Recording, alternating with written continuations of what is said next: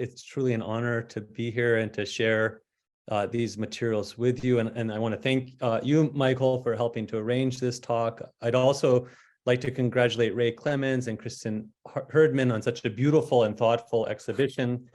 Their exhibition does a wonderful job bringing together an array of cartographical materials produced not only in Western Europe, but really from across the globe. When during the summer I first learned of their exhibition in the Beinecke, I was particularly excited to see this image of the world feature prominently in the promotional materials. My excitement stemmed from the fact, as Michael just noted, that this map appears in my latest book on the history of Islamic natural philosophy and cosmography.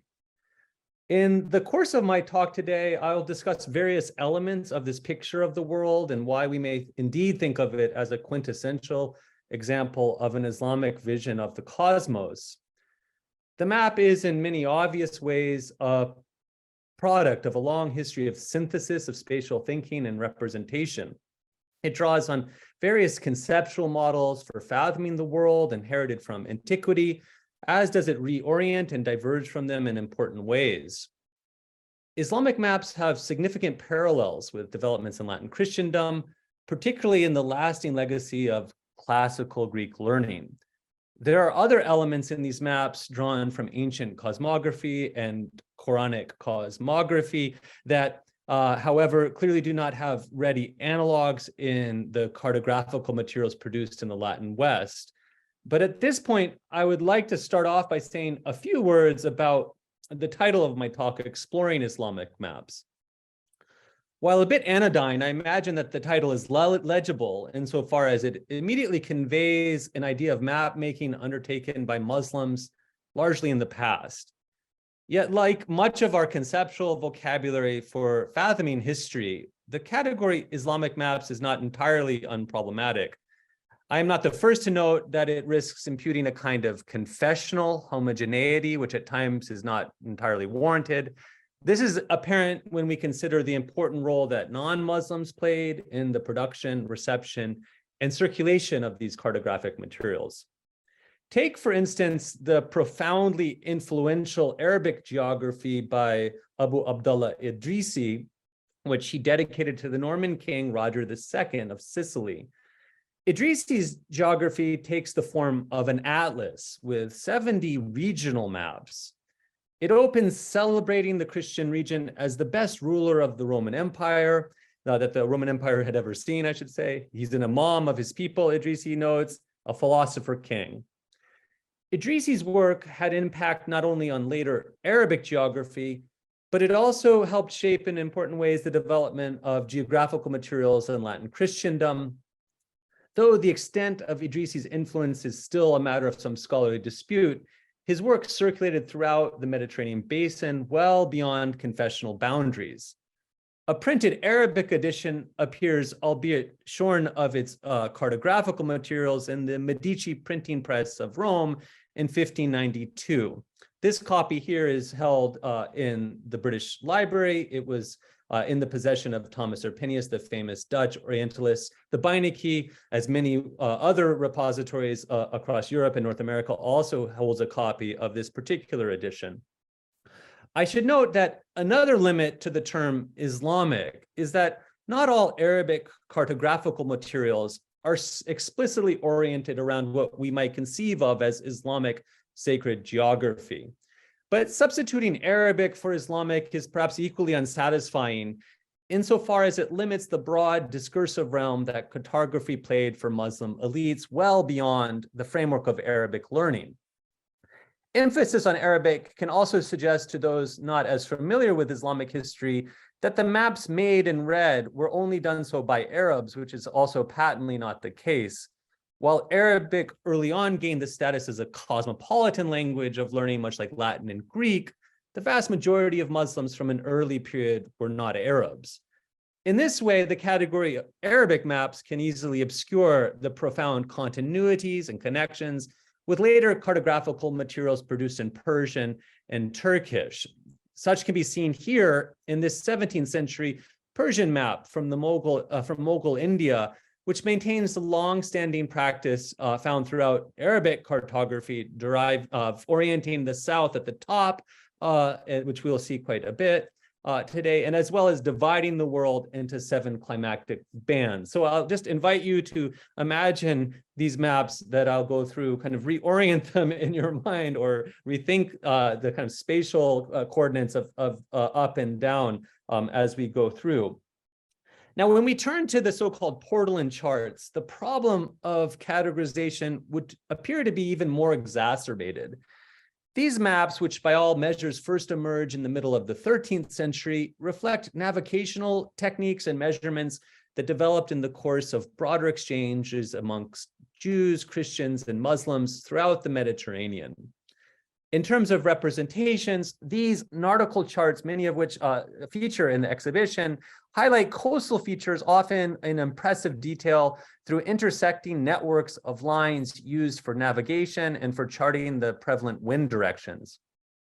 Take, for instance, this exquisite portolan chart housed in the Beinecke, which is in the exhibition, produced in 1505 by Yehuda ibn Zara in the city of Safed, located in modern-day Israel. Ibn Zara may well have been part of the waves of Sephardic Jews expelled from Castile and Leon in 1492. Notably, he produced an earlier map in Egypt, which survives today in the Vatican. His cartography has obvious parallels with the so-called Catalan school of map makers, which also importantly included Jews. Maps, like people, can travel beyond the boundaries which might try to confine them.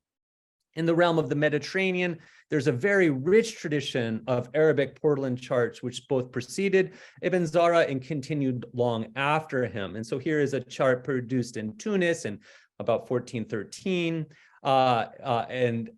You'll have the neck oriented on, in this case, on the east side. Then you have a later map produced in the 1520s, very much drawn from the Catalan mapping tradition. Notice the Red Sea in red, like we had in the Ibn Zara map.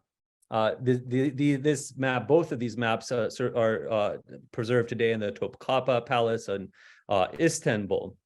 Already in the middle of the 14th century, the famed Mamluk encyclopedist al-Umari, writing from Egypt, could give a detailed explanation of how sailors used such maps to navigate the Mediterranean using intersecting networks of lines which represented the prevailing winds drawn from a windrose. Notably, like their Christian counterparts during the 15th and 16th centuries, the Ottoman elite continued on with this tradition of map making. Ottoman sultans and courtiers played a significant role in the circulation and production of portolan charts. These materials were often drawn from a variety of sources of differing provenance. Such is the case of the very famous portolan map made by the Ottoman Admiral Piri Reis. Only the portion representing the Western Hemisphere survives, yet arguably this is the most exciting, at least from a modern standpoint. Piri Reis notes that he drew extensively from a variety of sources for this map of the world. As for the New World, he states that this included Portuguese sources as well as a map made by Christopher Columbus, whose cartographical materials of the Western Hemisphere are otherwise missing. At this point, I should note that the relationship between portolan charts produced in Latin Christendom and corresponding Arabic materials has been a site of ongoing scholarly debate, largely centered on questions of origins and influence. Much of this has to do with the central role that cartography has played in the way that we have come to imagine the so-called age of exploration. The grand narratives that have sought to account for the rise of European hegemony have generally accorded Muslims a very minor role in this process. An increase in accurate map making, so the story goes, aided Christian merchants and armies in the process of territorial exploration and conquest. For proof of this, an array of scholars throughout the 19th and 20th century turned to portolan charts with their impressive attention to detail and what, from a modern vantage, would appear to be a kind of representational accuracy. With demonstration globes and classroom lessons on geography that we see kind of increase throughout the course of the 18th and 19th century, Christian colonists and missionaries made the argument painfully clear Muslims were stuck in a medieval age of ignorance in a world before Columbus and Copernicus, with no knowledge of the Western Hemisphere and a benighted commitment to geocentrism. However, Muslim reformists, such as the late Turkish scholar Fuat Sezgin, saw a different story. Sezgin famously argued that the European developments of cartography in general, and portolan charts in particular, were entirely indebted to early advances made by Muslims, cartographers, and geographers. Europe could not have advanced without the ill-gotten gains and unacknowledged learning taken from Muslims, so the argument went. Copernicus owes quite a bit to Muslim astronomers, it turns out. Moreover, algebra, chemistry, medicine, philosophy, and an entire range of other scientific fields developed in Latin Christendom through sustained engagements with earlier advances in Arabic learning. As Sezgin would have it, like many other reformists before him, Muslims also reached the Americas well before Columbus. It is an idea with incredible appeal, though it rests on very questionable grounds. Leading Muslim politicians, though, have championed the theory, as have countless others. For them, this claim rings true as it redresses the historical imbalance of power by claiming a mastery of the globe well before the rise of the West. All of this discussion of influence and appropriation nonetheless obscures the actual ways in which geography and cartography were themselves pluricultural productions. This is seen not only in the contact zones which brought Christians, Muslims, and Jews together, but also in the shared heritage of classical antiquity and in the competing conceptual horizons of geography as an imperial endeavor. In this way, the proliferation of portolan charts and atlases in the Renaissance as luxury commodities for elites finds direct parallels with the production and circulation of cartography among Ottoman courtiers who consumed atlases and maps often with similar verve. The framework of influence and propriety, which continues to shape the scholarly discussion of these cartographical materials, is itself born out of larger discourses on civilizational superiority.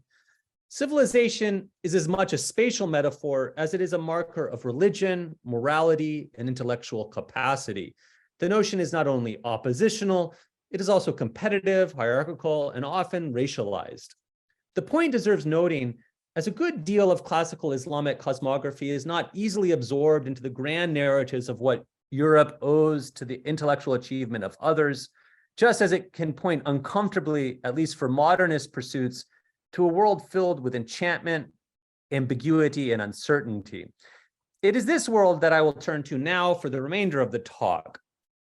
This incompatibility with modern sensibilities proceeds not only from our knowledge of the Western Hemisphere and our commitment to heliocentrism, it is also born of a view of the world as fundamentally knowable and divested of occult properties where the boundaries between magic, science, and religion are clearly defined. This often means that the classical maps of Islamic learning, which filled pages of natural history and geography, are often addressed today, if at all, as ornamentation, beautiful to behold, but difficult to decipher. Even with good intentions, challenges can arise when conveying these materials to a general public. Take, for instance, this manuscript here, which features in the current exhibition. It's noted as a collection of 25 Arabic astronomical manuscripts by various authors. Though after a close look, it's clear that the identification is off. I mention this not as a criticism, as I greatly value the effort of putting Islamic sources into conversation with parallel developments across the world. However, the manuscript in question is an exemplar of the famed natural history by Ibn al-Wardi, The Pure Pearl of Wonders.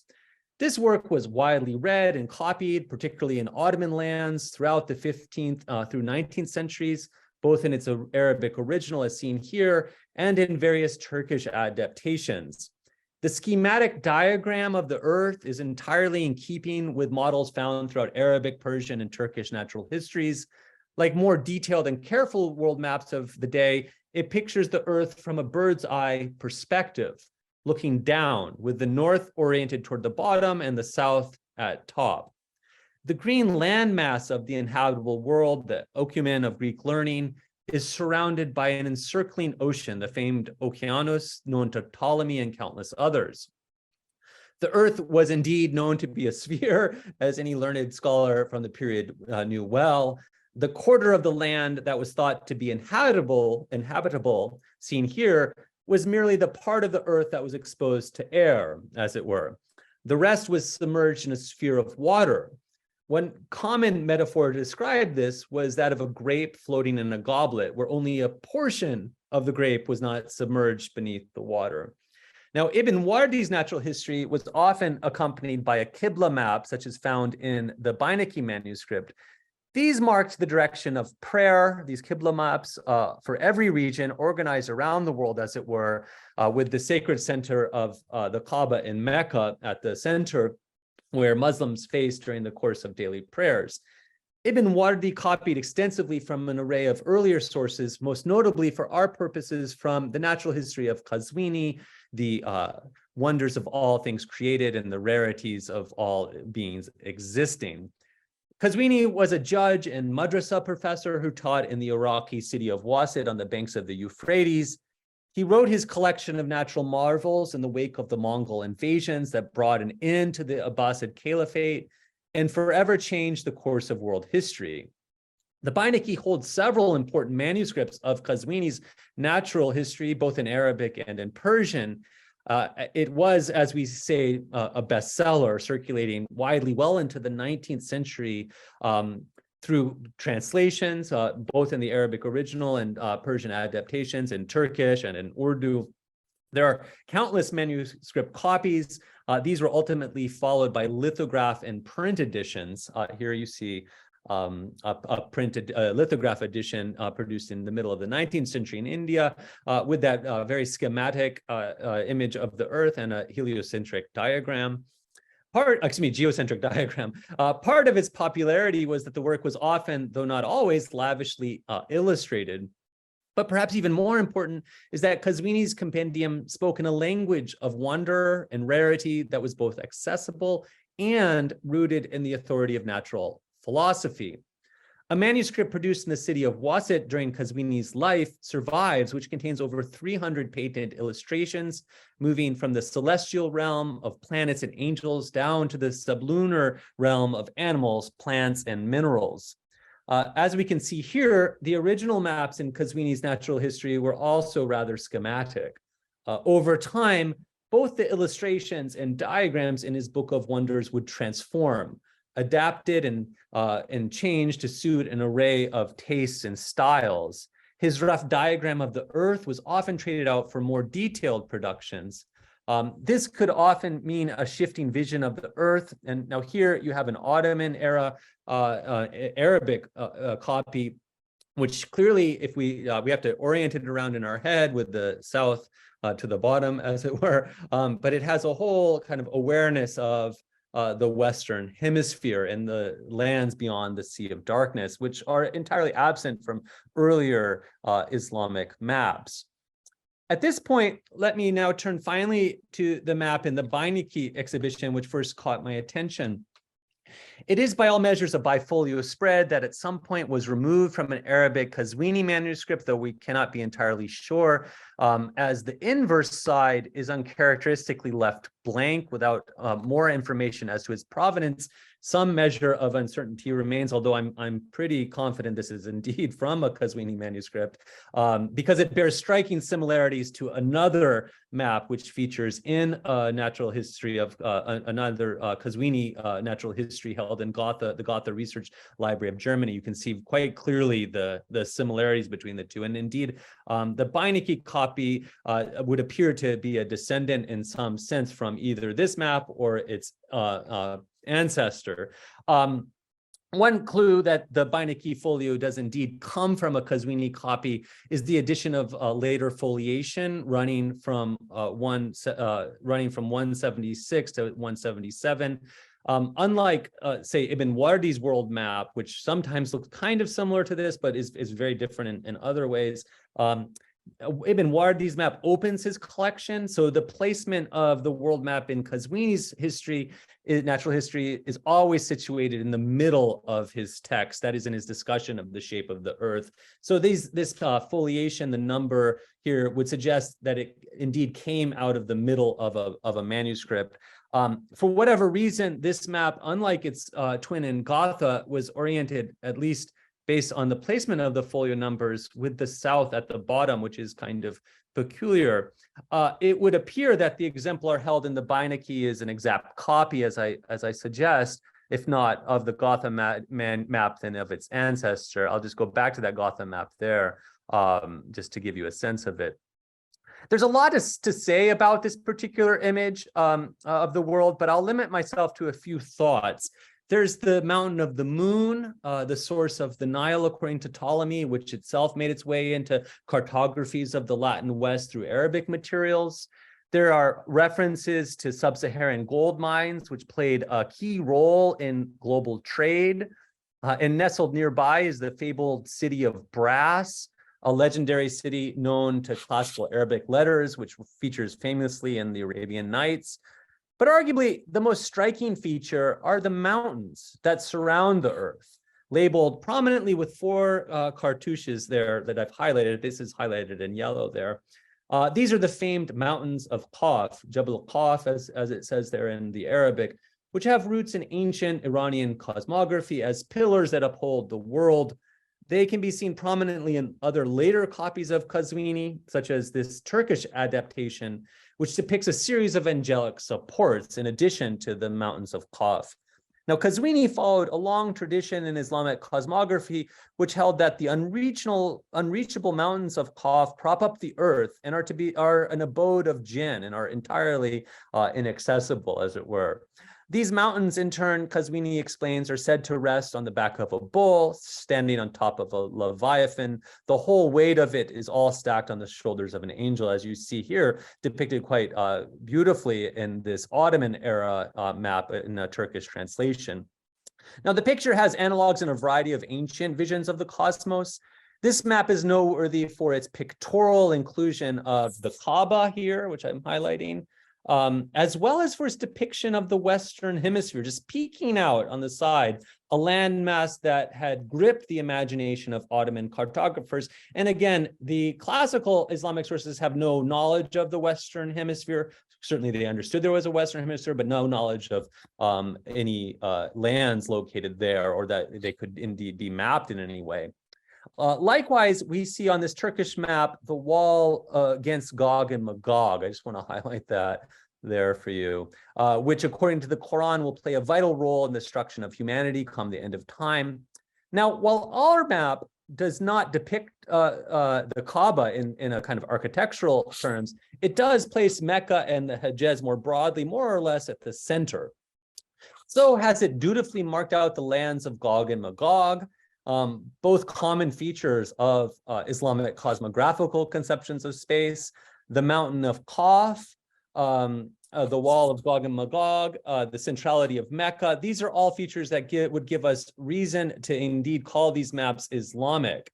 While other cartographical materials were frequently copied from earlier models, they were by no means static or unchanging.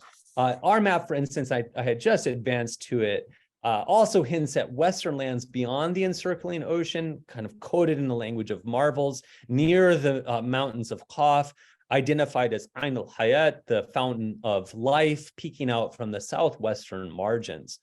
Drawn from stories which circulated in classical antiquity, the fountain of life was well known to early Arabic and Persian sources, yet it is almost entirely absent from the earlier Islamic cartography that had circulated quite widely. So its appearance in maps along the western edge of the earth coincides with an increased awareness that there were indeed lands beyond the western horizon of the encircling ocean. Now, by way of conclusion, I would like to note that the emotive register that framed maps found in Arabic, Persian, Turkish, and Urdu collections of natural histories and in geographies, represented so concisely by Kazwini and his many followers, that emotive register was one of wonder and rarity. Blanketing physical existence in the grammar of wonder was a practice that conditioned particular ways of seeing nature and of understanding human capacity. Kazwini's World Within a Book could journey so far, for it spoke of wonder and rarity in terms of science and religion that were immediately legible. And when executed with a fine hand, these natural histories could also be masterpieces of elegance designed to convey specific lessons about how to appreciate the world and our place in it. Far from a static repertoire of unchanging motifs or foregone conclusions, the cognitive and emotive grammars of the wondrous and the rare prove to be protean, supple, and capable of absorbing new information across vast distant shores over an incredible expanse of time. That was all I had for my prepared comments. I'd be delighted to open this up to questions. Thank you. That was fantastic. Thank you so much, Travis. I wanted to start with a couple questions. And the first is, when did you first meet Kazwini yourself? Perhaps it was in much younger years, but when did you first? Do you remember when you first met Kazwini? Yeah, thank you. Yeah, no, it's this is definitely during my graduate education, so that was some few years back. And I actually had he's almost, when you're reading in Arabic and Persian, he is in a way inescapable insofar as it's a very common natural history. It's quite well known in Arabic and Persian because it's circulated so widely. But I had the opportunity to work I was a graduate student at Harvard. I had the opportunity to work at the Fogg Museum quite closely with a copy that they held of a fully illuminated copy, illustrated copy of Kazwini's natural history, produced in India in the 18th century. And so I had the chance to go through and catalog all the over 300 images, which was really just a wonderful opportunity to work closely with an object and to get a sense of the material culture and its history and its circulation and how it moved from different arenas into the museum, as it were, from a quite distinct framework in which it was certainly originally produced and read. Yeah. Thank you for that. And are you teaching Kazwini now, or have yeah. Thank you. Talk about how students are reacting and what kind of engagement. So I've had a wonderful opportunity here to lead a seminar, a graduate seminar. We read closely. This was while I was preparing the manuscript for the book, and we just focused on the natural history with reading it in Arabic with students. And so that was really exciting because it's very, in a way, what's so inviting about this material is the wonder, right, and the strangeness of the world. But it opens up a vista for students of a whole another way of engaging with alternate cosmographies. So I've had an opportunity to lead graduate seminars, but in terms of the undergraduate teaching, it hasn't yet been translated into English in any published form, and so. There are German and there's an Italian translation of it. So it's a little harder to bring into the undergraduate classroom in that way. There are analogs that do, so you can give examples of certainly Islamic cartography and geography visually, but there are also the descriptive geographies that we do have in translation. So I work those materials into my teaching, and they're just wonderful ways of opening up a whole nother world to our students. Thank you. I'm probably among the many people on this webinar who are encountering Kazwini in detail for the first time, and I'm really excited about the biography, as it were, that you've written of his book. I put in the chat a link to the professor's page at the Department of Religious Studies with more information about the book Wonders and Rarities. Our colleague, Ray Clemens, in addition to expressing his thanks, wants to know more about your thoughts on the verso of the map. And asks, among other things, were maps routinely composed outside the book and then sewn into the finished product? So right. So let me jump ahead there to the verso where we have that blank there. It's not entirely uncommon, but in the Kazwini manuscript, I think it's maybe the inks perhaps, that they really took this one. I'm pretty convinced this is from a Kazwini manuscript. I certainly I committed myself to that on paper, so I'm going to stick to it. And then that's how it's cataloged. And I think because of its strong similarities with the Gotha manuscript there, let me show you that. It is a kind, to me, it's quite convincing. This one you can see, though, is on the reverse side, you can see the text just bleeding through, right? So ours is exceptional in that, at least in compared to this. Generally, they wouldn't kind of leave them blank, but it's not uncommon. We actually have several world maps that are blank on the obverse side. So I don't have, just other than noting it, that it's I haven't seen it too frequently in the Kazwini manuscripts per se, but it's not by any means dispositive. Yeah. Your talk in terms of the context, the first part was really great, as well as going into detail about Kazwini. I wonder if it reflects some on the exhibition.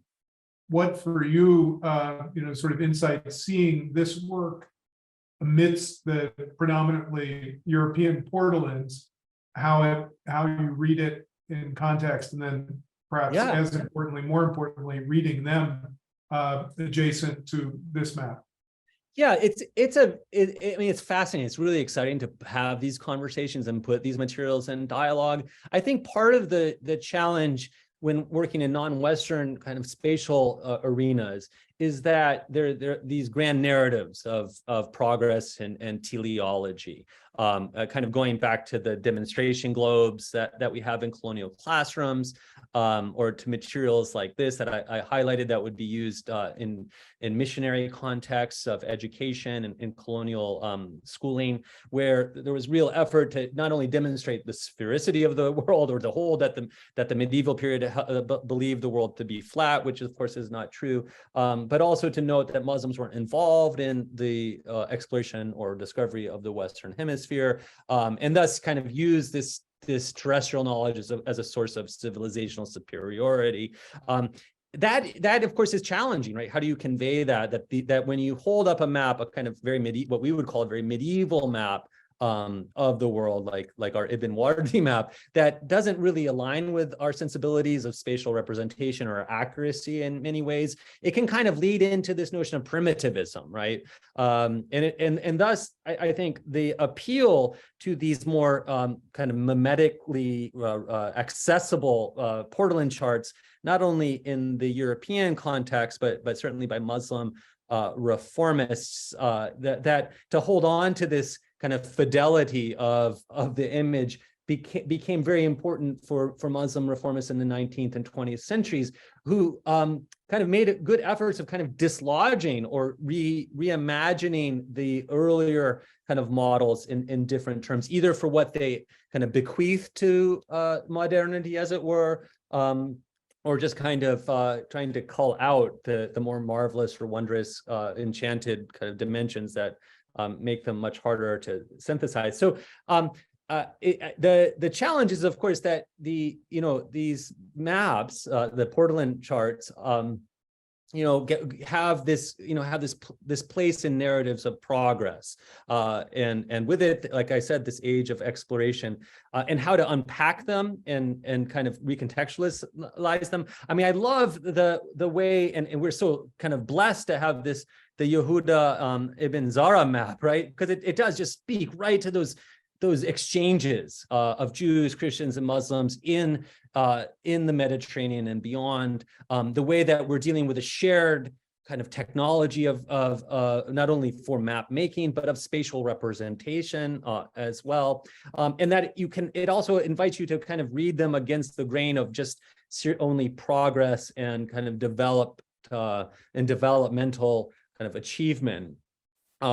And so I think I don't know if that answers the question, but it's very difficult, just precisely because you have on the one hand a kind of withering critique that comes out of high colonialism and missionary education of Muslims and non-Westerns as medieval or still primitive in some sense. And then on the other hand, at least when dealing with Islamic maps, there's been this effort to kind of put in the portolan charts in particular into narratives of progress and to kind of flip the script, as it were. And yet I feel like both elements, both kind of the sides of this debate or this kind of use of these materials gets us away from the maps themselves. And what I love about the exhibition is it really invites us to get deep into kind of looking at them, almost holding them, the way that the portolan charts are kind of laid out flat, to see them from multiple angles, and to appreciate the way that these kind of mimetic materials were trying to capture the world and both their closeness and yet distance from us too. Yeah, thank you.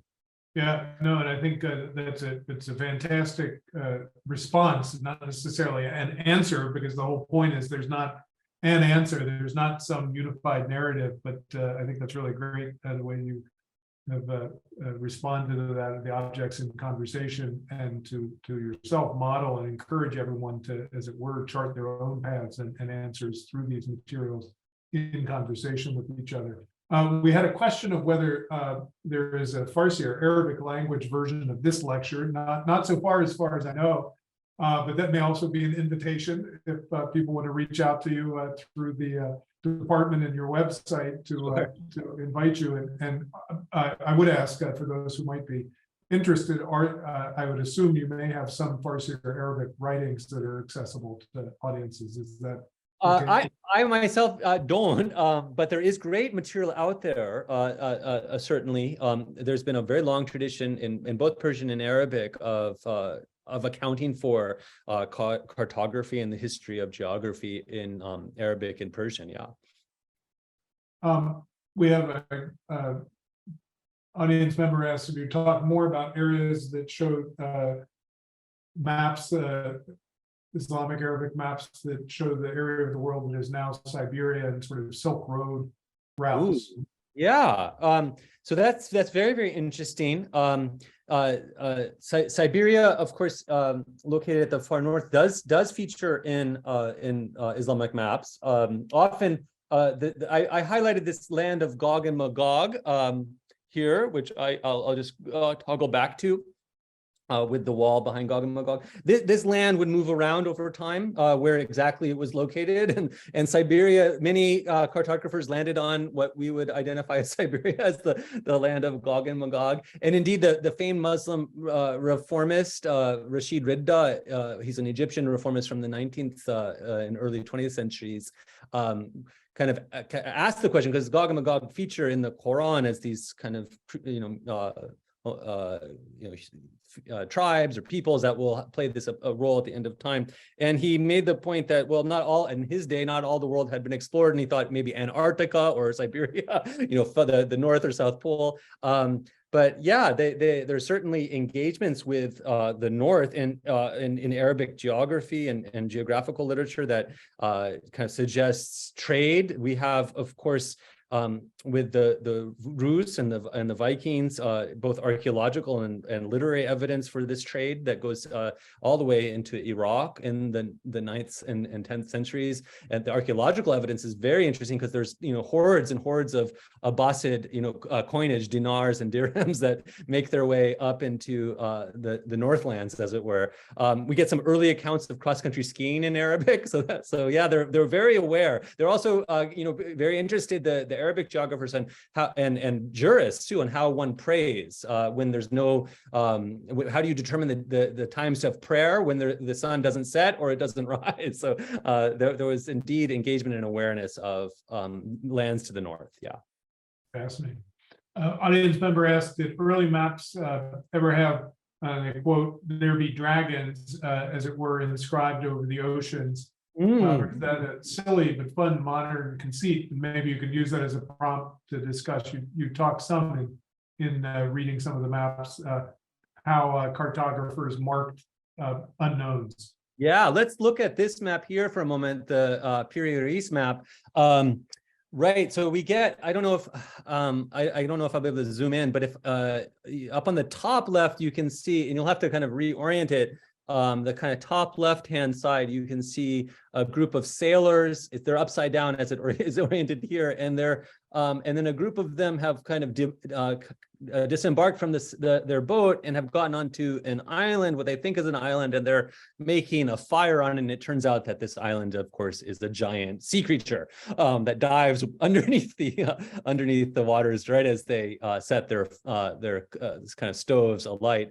And this is a very old story. It circulates in a variety of sources all the way into classical antiquity, and then makes its way here to Period East, actually through Saint Brennan's travels, the Irish saint that circulated in Latin, and indeed actually cites Saint Brennan here for his source on this, highlighting that he was certainly engaging with Christian cartographical materials, not only in the toponyms he uses, but also in this particular story, ascribing it to Saint Brennan. So no dragons on this map, but there are lots of kind of interesting creatures here. You can see on the far left-hand side dog-headed creatures that are in the kind of area of modern-day Venezuela, if you would think of it, if you look in the southern hemisphere. And then you see a person with what would be close to Brazil with his head on his chest. Both of those do come out of classical antiquity. Pliny has, and Herodotus have, accounts of such creatures.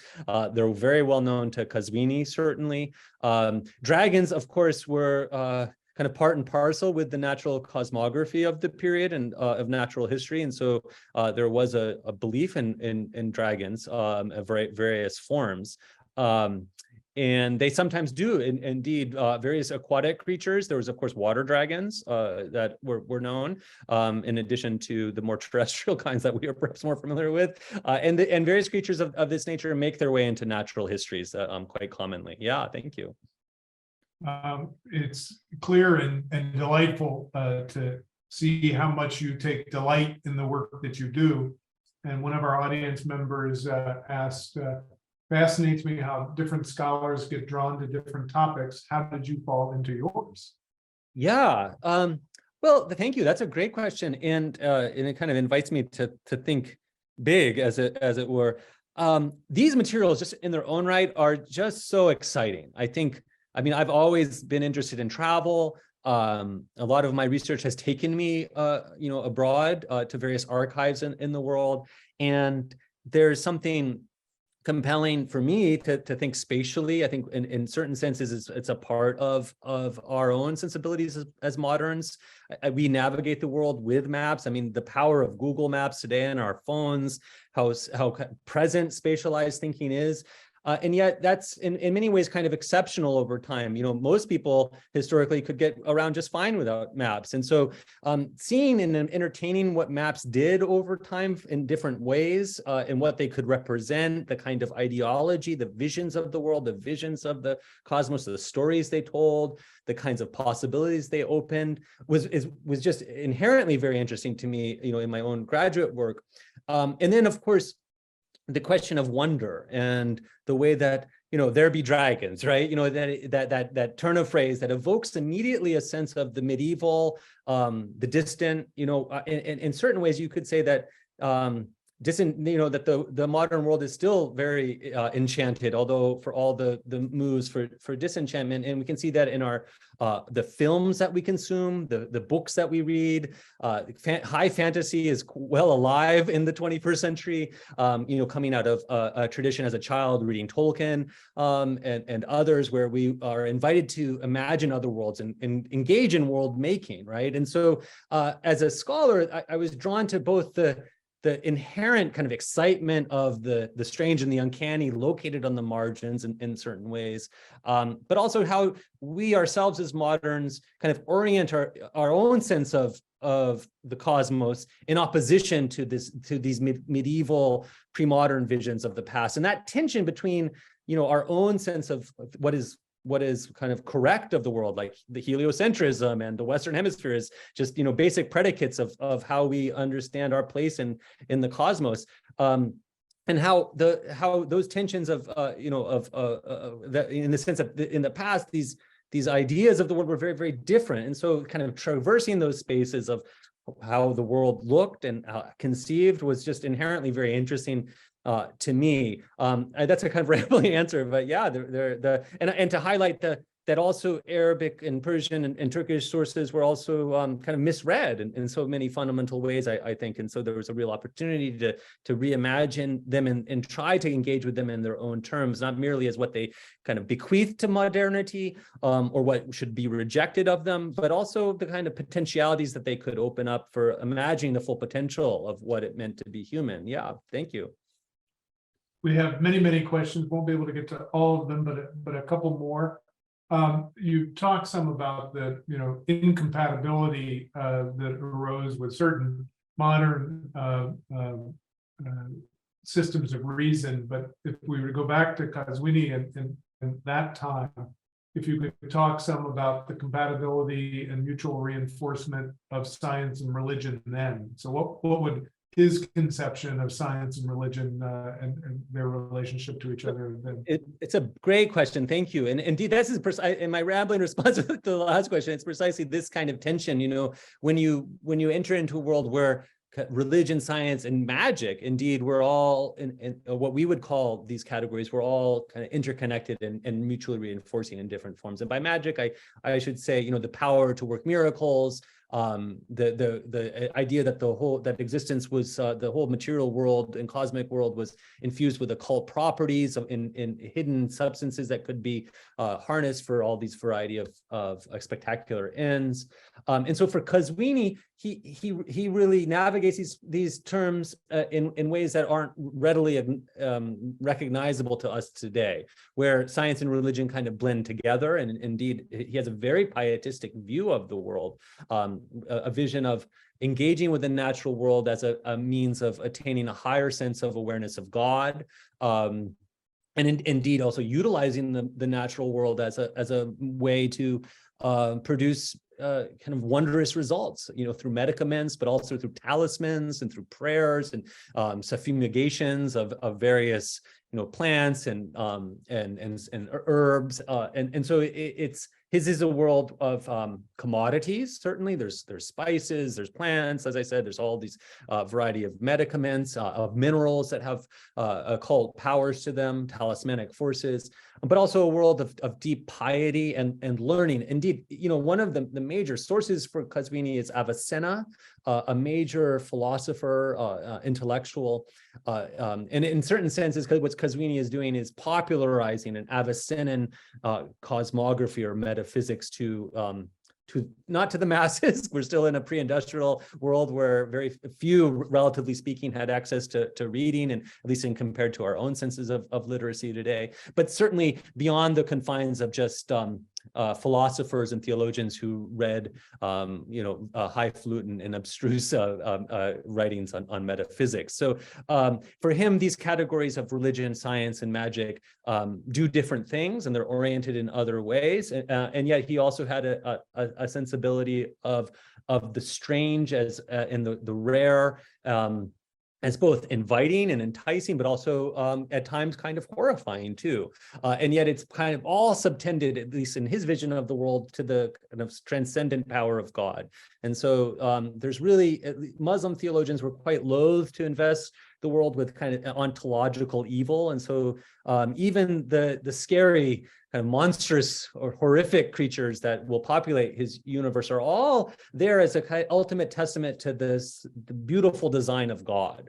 And so that vision of almost an optimal, in the sense of the best possible world of the cosmos, is quite beautiful and particularly or poignant, maybe, particularly if we think that he wrote this literally. He fled the Mongol invasions. The city he grew up in was destroyed when he was a child.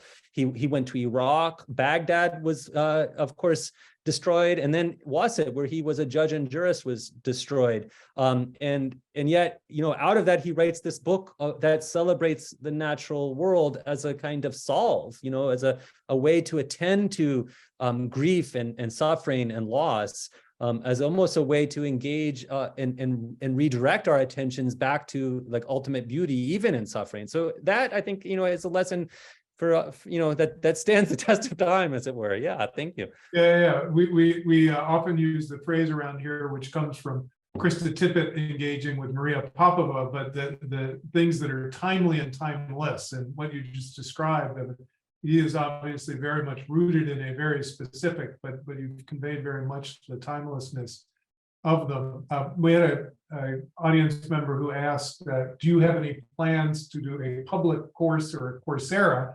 So we've had 160 plus people on today, and many I think are coming to your work and this work for the first time, but you've converted a lot of fans. So I don't know whether you have a Coursera course, but there's interest and appetite for more. And again, the book is one that people can go to, and I will, one of the descriptions of it says that you invite us into a forgotten world of thought where wonder mastered the senses through the power of reason and the pleasure of contemplation.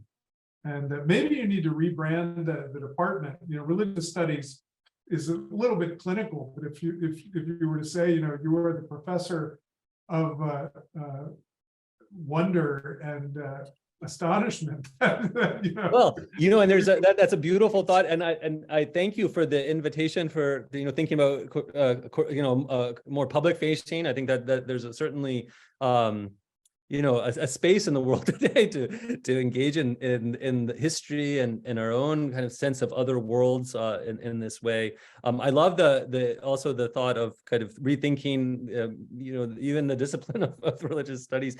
Certainly wonder has such a long history, right, as well. Not only does Aristotle think of it as the beginning of philosophy, so does Plato, but it circulates in all of these different arenas. So it is such a pluricultural and adaptable concept. And indeed, there's been great scholarship on animals too. And that the animal-human connection, and even the argument that primates can experience wonder as well. I mean, I certainly entertain that. So that transhuman, transspecies ways of thinking about ourselves in the world with each other. Yeah. And I may talk with colleagues. Our own rebranding. You describe Kazwini as herald of the rare and astonishing. So maybe we should be the Beinecke rare and astonishing. Well, it's certainly that's a great point. Just to highlight this, that museums historically in Urdu were referred to when the institution of the museum kind of came into being in the 19th century, the modern institution. They were termed Ajaibgar, the abode of wonders, which I think is such a beautiful way of thinking about museums. Yeah. And we should say, I think you've done this this afternoon. Come, let us astonish you. We've had many people commenting with delight and wonder at your presentation. Just a quick program note before a final question to you, Travis. As I mentioned, this is the last of the series for 2022. We'll be back on Monday, January 23rd, 2023 at 4 p.m. Watch for information in our newsletter, and then we'll have weekly Mondays at Beinecke, including many that will be in sync with the next building-wide exhibition. The current show, The World in Maps, is on view through Sunday, January 8th. Reminder that Beinecke at 121 Wall Street is free and open to the public 7 days a week, but do note that we are closed for winter recess from next Friday, the 23rd of December through January 2nd. So make plans this week or next week, or the first week in the new year to see the show. And of course, you can visit and see much online anytime, 24/7. But the final question to you, Travis, and before I do, let me just quote Kristen Herdman, who gives her thanks, and I think she speaks for all of us, for a brilliant talk. Kristen, co-curator with Ray Clemens, writes in the chat, I cannot think of a better way to end the semester of Beinecke Talks. I concur with that. And she notes that your images are completely breathtaking. It really is a fantastic exclamation point, an astonishment point to close on. But you, in your webpage, say that you're currently researching several topics, including astonishment and wonder. And so, as a just sort of open prompt, what's astonishing you these days? Oh, that's a big one. Yeah. Well, I mean, just our perseverance. I think it is a tough time, right? We've been through a tough time, and just I think collectively through the pandemic and all of the ups and downs and topsy-turvy world we live in, and yet the resilience. I think the resilience and the hope. And so it can be very inspiring just to see all the efforts that we have made collectively to kind of mount this beautiful exhibition, for instance, but also here at Yale that we have continued on with teaching and in the classroom and with the undergraduates and our graduate students, and that we've been able to come together and claim a collective community in so many different ways. And that has really been, for me, a kind of solve. So that just blows my mind that we are finding ways of moving forward collectively and in this world of uncertainty.